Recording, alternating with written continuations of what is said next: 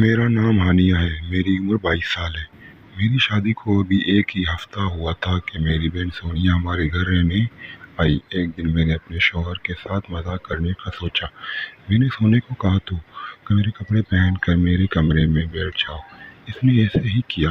کپڑے بدل کر میرے کمرے میں جا کر بیٹھ گئی۔ جب میرے شوہر آئے تو وہ سیدھا اپنے کمرے میں چلے گئے۔ تھوڑی دیر بعد مجھے کمرے سے عجیب عجیب آوازیں آنے لگیں۔ میں حیران ہوئی، یہ کیسے ممکن ہے؟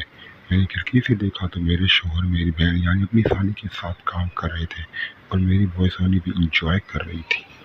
میرا نام ہانیہ ہے۔ میری عمر 22 سال ہے۔ میں سیالکوٹ کے ایک گاؤں سے تعلق رکھتی ہوں۔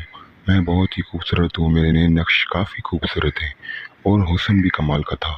میری خوبصورتی میرے پورے خاندان میں مشہور تھی۔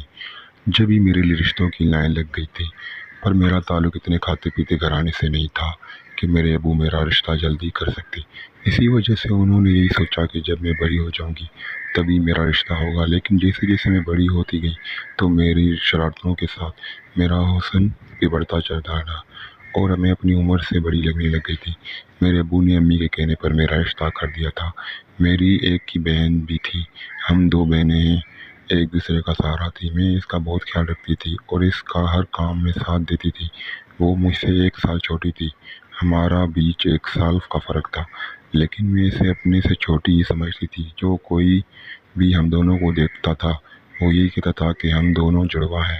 کسی کو پتہ نہیں چلتا تھا کہ وہ مجھ سے چھوٹی ہے، کیونکہ وہ جسامت میں بالکل میرے جیسی تھی۔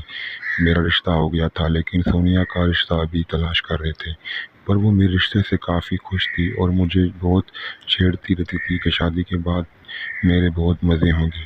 ہم اس طرح کا مذاق بھی ایک دوسرے کے ساتھ کر لیا کرتے تھے۔ میری شادی کو بھی وقت تھا جب سونیا کو بہت جلدی تھی کہ وہ اپنے بہنوں سے بات کرے، لیکن ہمارے گھر میں ایسا رواج نہیں تھا۔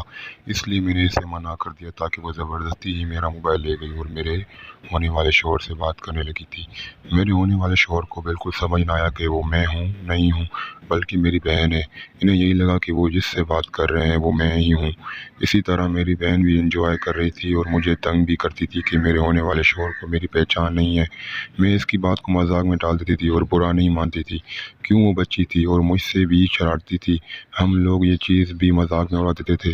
کچھ دنوں کے بعد ثانیہ نے فیصلہ کیا تھا کہ اب اسے بتا دینا چاہیے کہ وہ جس سے بات کرتے تھے وہ میں نہیں تھی۔ میں نے اسے اس بات سے منع کر دیا تھا کہ یہ نہ ہو کہ وہ ناراض ہو جائے اور اسے یہ سب پسند نہ آئے۔ اس نے میری بات مان لی تھی، لیکن اب میرے ہونے والے شوہر سے بات کرنا بند کر دی تھی۔ پھر انہیں عادت ہو گئی تھی، اسی وجہ سے ان کی بار بار کال آتی تھی۔